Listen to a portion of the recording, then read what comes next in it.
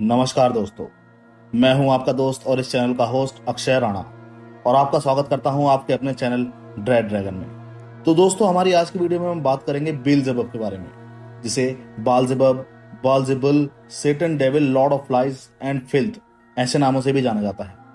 तो चलिए दोस्तों, इसी के साथ चलते हैं अपने इंट्रो की ओर।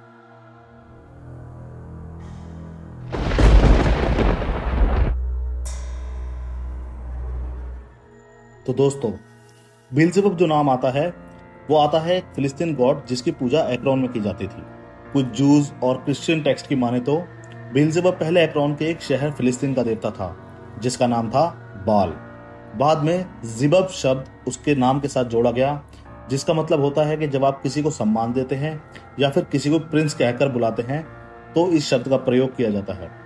इससे इसका नाम बालजेबब पड़ा और बाद में इस नाम को कुछ अब्राहमिक रिलीजन्स द्वारा अडॉप्ट किया गया, वो भी एक प्रमुख डेमन के लिए, और जो आगे चल के बालजेबब से बेल्जेबब हो गया।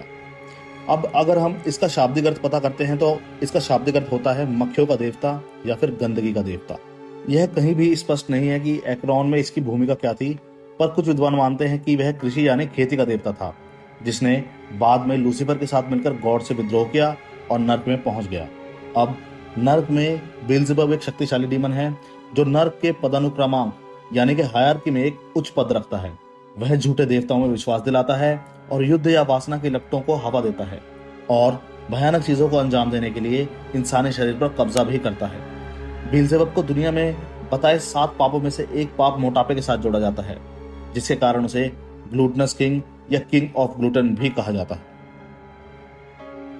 कुछ लोग मानते हैं कि बेल्जेबब ही लूसीफर या सेटन है, जबकि कुछ लोगों का मानना है कि बेल्जेबब और लूसीफर दो अलग अलग डीमन हैं। उनके मुताबिक जब लूसीफर ने गॉड के खिलाफ जंग छेड़ी थी तो वो अकेला नहीं था। उस जंग में और भी कई एंजल्स ने उसका साथ दिया था।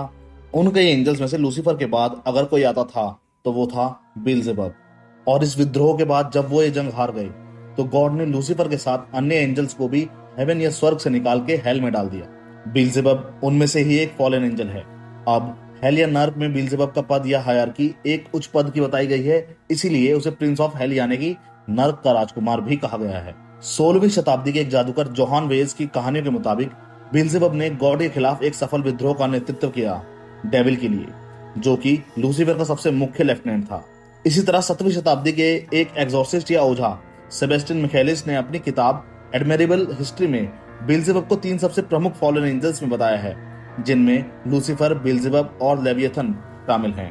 और 1667 में आई एक महाकाव्य कविता पैराडाइज लॉस्ट में जॉन मिल्टन एक अनहोली ट्रिनिटी के बारे में बताते हुए 3 लोगों के बारे में बात करते हैं, जिसमें लूसीफर, बेल्जेबब और एस्ट्रोडॉक नामक फॉलन एंजल्स का नाम शामिल है।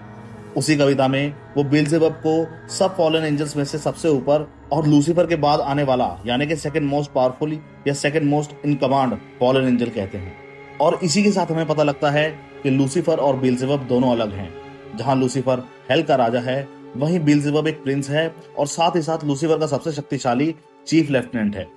कुछ उपनाम या निकनेम जैसे लॉर्ड ऑफ डंग और गॉड ऑफ फिल्थ, जिसका मतलब है गोबर का देवता या गंदगी का भगवान, जैसे नामों से हमें पता लगता है कि बेल्जेबब कोई अच्छा कैरेक्टर तो बिल्कुल भी नहीं है। कई और डीमंस की तरह इसे अक्सर एक छोटे से प्राणी के रूप में वर्णित किया जाता है जो मुरझाया हुआ है और जिसकी कुबड़ निकली है।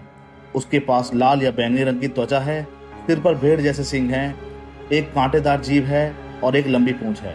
लेकिन सबसे अधिक वो अपने पंखों के लिए प्रसिद्ध है, जो इतने शक्तिशाली माने जाते हैं कि उसके कारण उसे स्वर्ग का स्वामी या मक्खियों का भगवान भी कहा गया है। कुछ जादू टोने वाली किताबें बताती हैं कि बुलाए जाने पर बेल्जेबब मक्खी के आकार में ही प्रकट होना पसंद करता है। बेल्जेबब का वर्णन करने वाली अपमानजनक और नपुंसक आकृतियों से हमें बेवकूफ नहीं बनना चाहिए। यह बेहद ही खतरनाक है, जो महामारी ला सकता है। यह नर्क के सबसे शक्तिशाली डीमंस में से एक है, जो कि खुद लूसीफर के बाद दूसरे स्थान पर आता है। हमारी दुनिया में जो कोई भी चीज दंगे या अराजकता और पीड़ा का कारण बनती है, वो इस शैतान को प्रसन्न करती है। बाकी डीमंस की तरह इसके पास भी कई जादुई शक्तियां हैं, पर इसकी ज्यादातर शक्तियों के बारे में किसी को मालूम नहीं है। लेकिन कुछ धार्मिक किताबों के अनुसार इसके पास समय में आगे या पीछे जाने की और किसी भी वस्तु या ऑब्जेक्ट के लिए कुछ देर समय रोकने की शक्ति है। बेल्जेबब किसी भी व्यक्ति को यातना दे सकता है सिर्फ अपने दिमाग की मदद से, और वो यातना नरक की यातना से भी 40 गुना ज्यादा हो सकती है। लेकिन माना जाता है उसकी सबसे पसंदीदा शक्ति है इंसानी शरीर पर कब्जा करना। और क्योंकि किसी को इसकी कोई कमजोरी नहीं पता, तो ज्यादातर मामलों में ये पीड़ित की जान ले लेता है, जिसमें हिस्ट्री के कुछ फेमस केसेस शामिल हैं जिनमें इसने लोगों को पॉजेस किया और उनकी जान ले ली। जैसे कि एमा श्मिड या एना एकलन का केस, जिसमें वो कई दशकों तक पॉजेस्ड रहीं और एग्जॉर्सिज्म करवाती रहीं और अंत में उनकी मृत्यु हो गई। या फिर एनालिस मिशेल का केस, जिसके साथ भी बिल्कुल सेम अंजाम हुआ और इस केस पर एक चर्चित फिल्म भी बनाई गई थी, the exorcism of Emily Rose. उस फिल्म में लूसीफर के साथ इसी डीमन का वर्णन किया गया है। तो दोस्तों, इस तरह की अनजान शक्तियों से बचने के लिए भगवान में विश्वास बनाए रखें और ऊपर वाले के रास्ते पर चलें। किसी का बुरा ना सोचें और अच्छे कामों में अपना मन लगाकर रखने की कोशिश करें। इसी के साथ वीडियो खत्म करने का समय आ गया है। अगर आपको वीडियो पसंद आई हो तो वीडियो को लाइक करें, शेयर करें और चैनल को सब्सक्राइब करें, ताकि ऐसा और कंटेंट आपको मिलता रहे। यहाँ तक वीडियो को देखने के लिए आपका शुक्रिया। मैं मिलता हूँ आपको अगली वीडियो में। तब तक के लिए खुश रहिए, आबाद रहिए और देखते रहिए अपने डेड ड्रैगन चैनल को। धन्यवाद। जय हिंद, जय भारत।